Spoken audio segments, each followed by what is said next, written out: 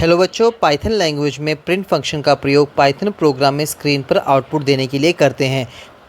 Print function के अंदर double quotes में लिखे हुए टेक्स्ट को जैसे ही लिखते हैं वैसे ही आउटपुट के रूप में हमें स्क्रीन पर प्रदर्शित हो जाता है।